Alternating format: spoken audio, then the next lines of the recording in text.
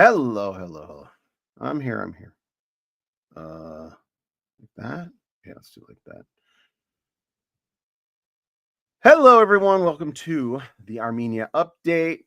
I did instruct producer Gina to take Daniel's face off the thumbnail. So let me know, was Daniel's face still on the thumbnail? Because I couldn't find the thumbnail. I can never figure out how to navigate to see the thumbnail. That's just, I'm technologically inept. So if Daniel's face, and it's not that Daniel got a job that is super demanding, and he works in the mornings, and so he's overwhelmed and over. So Daniel is still a part of the project, but he's not able to be here for the live stream, and that's the best way for me to do it is this live stream. So come on in, people. Hello, everyone. And I'm going to be reading two articles today. One from Artsakh and one from Massis Post. So, you guys who've been following along, there are several hostages or prisoners of war being held in Baku, Azerbaijan. It's a lie, right? They've just been kidnapped by the authorities, right? Artsakh has been an Armenian enclave for millennia, right? Millennia, thousands of years. Artsakh, and 2 years ago it was devastated. People were driven out of their homes after being starved for over a year, by cutting off all resources. Then they were driven out. So it was a genocide, continuation of a genocide, an ethnic cleansing, right? Remove the Armenians from their native land. That's ethnic cleansing. And anybody that stayed behind is taken into, was kidnapped, prisoners of war. And so Ruben Vardanyan is one of them, a billionaire, a former Russian oligarch who forsook his Russian citizenship to move to Artsakh, and I don't know, maybe 5 years ago or so, moved to Artsakh when it was still Artsakh, when it was still a historic Armenian location. Well, he's like their prize possession, I would say.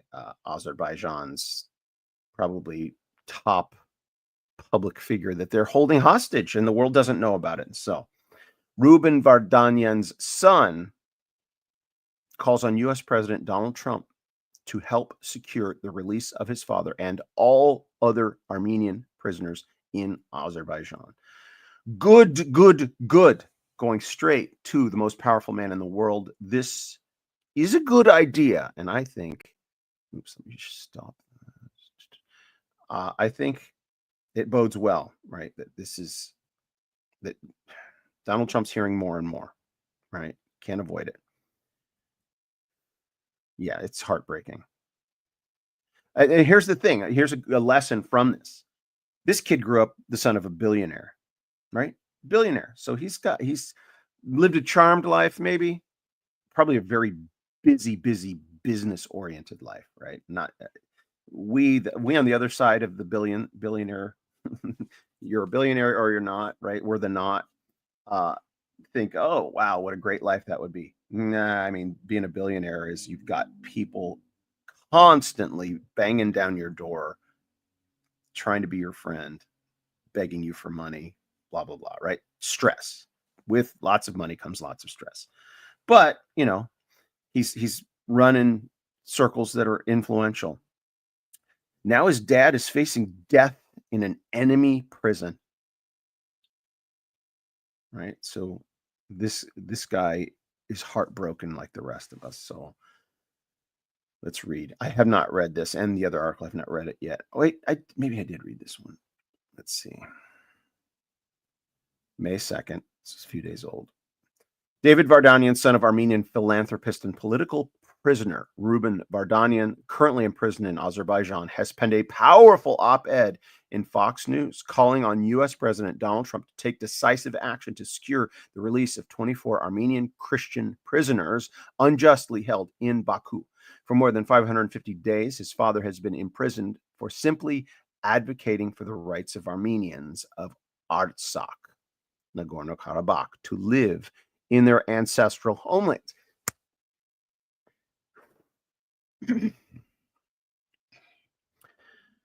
Drawing on America's legacy of supporting Armenians during the 1915 genocide, Vardanyan urges renewed leadership today, highlighting the border plight of Armenian Christian prisoners and the urgent need to defend justice and human rights.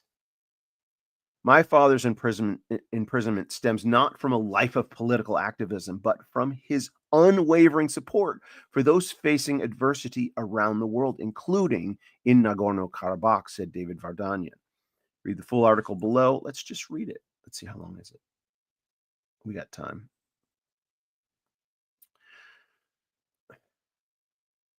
Is this the full article or just excerpts? Sorry, you guys. Maybe it is.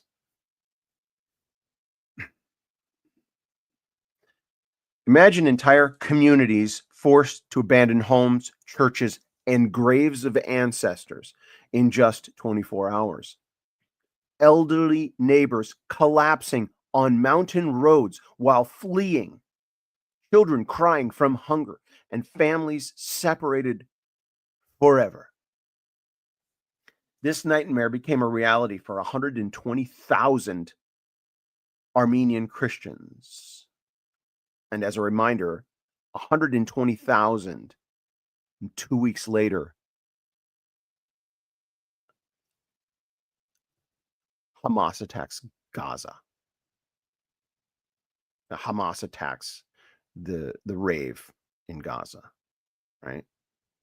So this went completely under the radar for the world because another event overshadowed it. This was 120,000 Armenian Christians.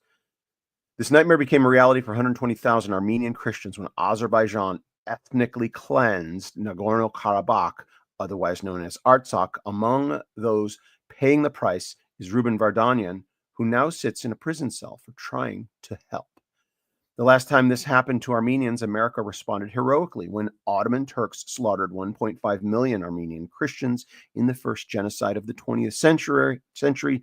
Ordinary Americans launched the Near East Relief Foundation, raising over 117 million, equivalent to 2.7 billion today, to save Armenian orphans and refugees.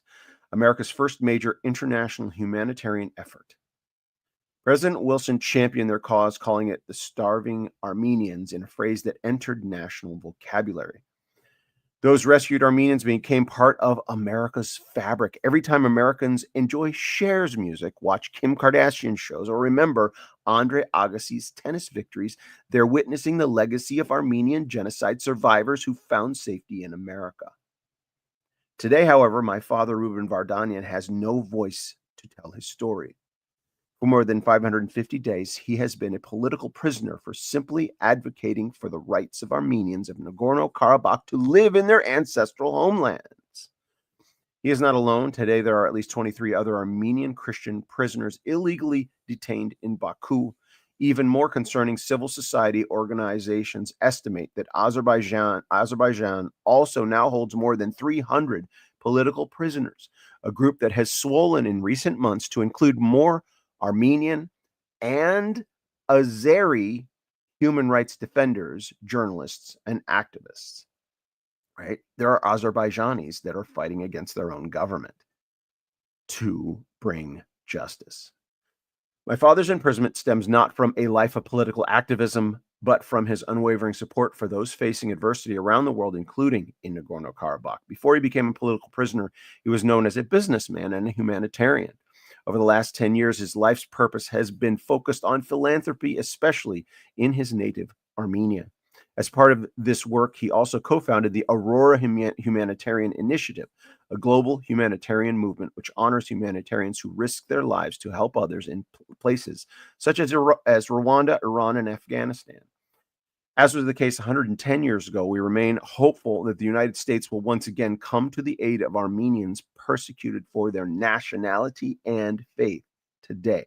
Personally, I'm alive because my great-grandfather was saved by an American orphanage organized by Christian missionaries in Echmiadzin, Armenia.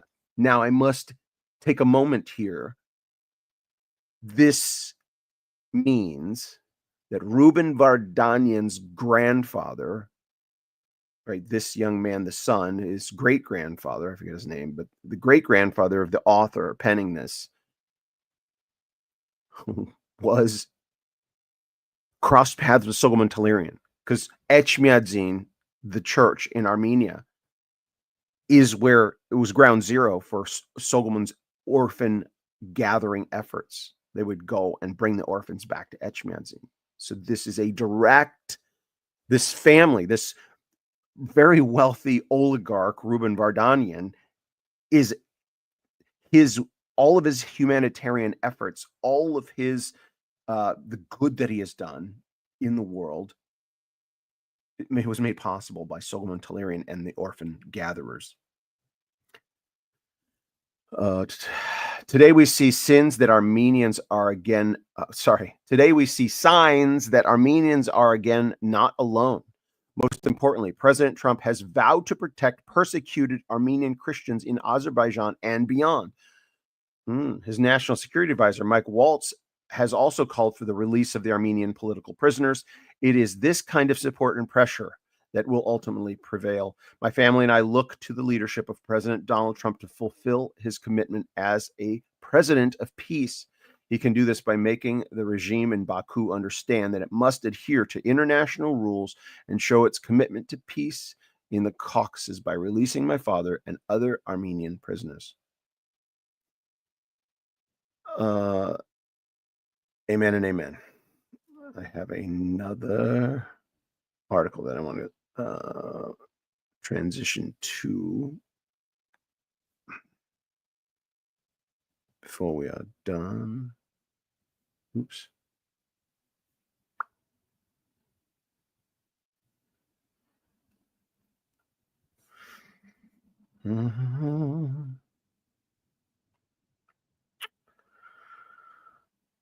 How much time do I have? Yeah, I got time. So let me remove that. I'm not supposed to be like that. I'm supposed to be like that. Stop that. Here's the other article. All right, this is important on another note, right? So that was Artsakh. That's an ongoing issue. Here is another thing that's important to me. So Masses Post is another periodical, another news source. And so microhistories in Armenian studies. So on April 25th, the day after the big April 24th events, I was at UCLA at a symposium or a conference listening to a speaker, an academic who I've met before, an Armenian, Bedros, can't remember his last name, Bedros, out of Nebraska University, Armenian studies there. And what he was talking about a particular historic character who's very important for my narrative, for the Soghomon Tehlirian story. He was focused on the patriarch, the Armenian apostolic patriarch out of Cilicia during the Armenian genocide. So briefly, again, Armenia has two separate patriarchs because they divided at a certain time under the Ottoman Empire, right? They needed two kind of home bases for the church in case bad things happen. Or there's a longer story behind it. But as a result, today they have two patriarchs. They have Echmiadzin, where that's one of the patriarchs in Armenia. The other patriarch used to be in Cilicia, and then when the genocide happened, it moved from Cilicia to Beirut, or just outside of Beirut, Lebanon. All right, so the patriarch in Beirut, Lebanon, from Cilicia, that historic character was covered in this symposium. Very important character, very important narrative. I think he will be one of the threads in the story that I'll tell. But he was focusing on micro histories, telling history through micro histories. In other words, drilling down and focusing in on one particular event, one particular place, or one particular character. And that aligns with what I'm doing. I'm going to tell the entire history of Armenia through the micro history of Soghomon Tehlirian. So I want to read this. I have not read this at all. I just want to see what this has to say. All right, the Fresno Armenian Studies program is one of the most important in the world, and I haven't been into any of the classrooms there, but I have met the director one time, and people keep telling me you need to meet this guy and talk to him. Academics are always kind of wary of me. Like, I'm not a PhD, though I qualify, right? I've done the research. I have a doctorate in Soghomon Tehlirian. It's self-appointed and self-taught, surrounded by the experts, but I have not been recognized by an institution, right? So the academics kind of look sideways at me until I start talking and they recognize I know what I'm talking about. All right, so enough background. Fresno, the Armenian Studies program at Fresno State has announced the release of its latest publication, Microhistories in Armenian Studies, Volume 22 in the Armenian series of the press, Armenian series of the press at California State University, Fresno, based on 5 probing papers delivered at an international conference organized by Professor Barlo Dermurgadichian, who I've met, of the Armenian Studies program, and Dr. Umit Kurt. That's a guy I have not met yet, but he's on the status of, up there with Taner Akçam. In 2023, this volume showcases new themes and innovative approaches in contemporary Armenian studies. Armenian refugees during the Syrian Great Revolt in 1925 to 26, Victoria. The life and travels of Ottoman agronomist Johannes Toros Dumanian. The economic destruction of Aintab Armenians during World War I. The liquidation of Armenian community leaders from Sivas in Kotu Han in 1915, and reported battle in Moranig in 1915. Aras Sarafian. Aras Sarafian is the founder of the Gomidas Institute, who has violated the Soghomon Tehlirian family's will by publishing the unauthorized translation of Soghomon Tehlirian's memoir. So Aras Sarafian is a familiar character to me. He knows me. We've emailed a bit, and he is in violation of Soghomon Tehlirian estate. Nevertheless, he does some good work in providing important content, except he's just unscrupulous in some of his practices. That's all. I was pleased with the original conference in 2023, and even more so with the articles which are appearing in this publication, said Professor Dermurgadichian of the Armenian Studies program and general editor of the Armenian series. Such projects push the boundaries of Armenian studies. The previous conference and publications include the state of the art of the early Turkish Republic, historiography, sources and future directions, the Committee of Union and Progress, founders' ideology and structure, and Armenian Kurds in the late Ottoman Empire. So all of these things, like, you guys read these titles and you're like, what? Every bit of this is important and interesting to me, right? I read that in Committee of Union and Progress. Those were the Nazis of World War I, essentially equivalent, the founders and ideology and structure. The Armenians and the Kurds in late Ottoman Empire, right? The Armenians and the Kurds were half Muslim and half Christian, right? There was an ethnic population that some had converted to Christianity, some were still Muslim. And so they were protecting Armenians, and some of them were destroying Armenians, right? So that's that dynamic. Like, Armenians, if they didn't convert to Islam, they were massacred, even if they did sometimes. And some of the Kurds were protectors of Armenians and rescuers of Armenians, and some of the Kurds took them into the harems and were butchers, etc. So it's complicated history, but it's all good and important stuff. Okay, so there's some, this is the Armenia update about stuff. There's plenty of other articles I could be reading, but I'm going to cut it short here a little bit because I got a busy day. I got stuff to do. But keep coming back and share this with anybody. Well, I do need to do a commercial intro, like a cold open and then a title sequence, right? So this Wednesday morning live stream, you should take a nap. Thank you, Carrie. Wait a minute. What? Put that up there. No, no, no, no. I actually got sleep. I may come across as tired and lethargic, but I got stuff to do. Not taking a nap, not till later anyway. Um, but in the future, this Wednesday live stream is going to be a focus of production value.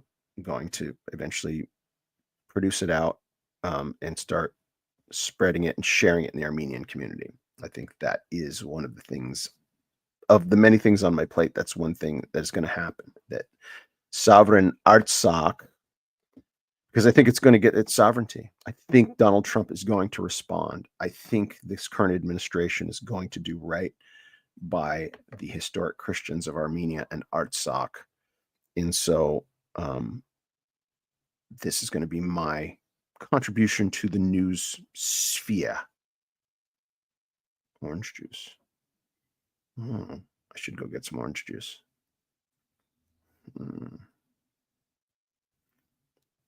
So what I'll eventually be doing here is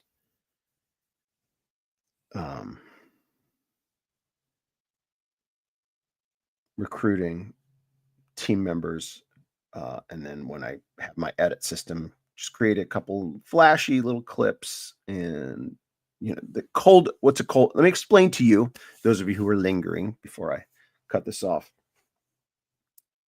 Orange juice and sugar. A cold open for the in Hollywood vernacular, or in post-production vernacular, a cold open is a scene that comes up first before you see credits, before you see the movie or the TV show's title. A scene, or you start in the middle of a scene, something happening, right? And then for news, it would just be a news blurb or something. That's a cold open. It's just something to get people's attention.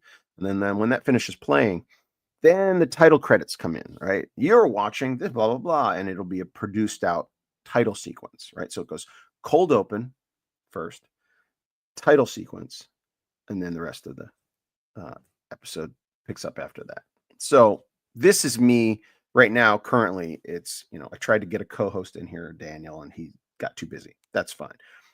Eventually we'll have some other people involved, whether they're on camera or off camera. But this is one of the things I do in my life every week that is significant and important, and this will get more attention eventually. All right, love you guys. See you at Bible Every Morning tomorrow morning, 8 a.m. Pacific, Monday through Friday, over on Christian Podcast Central.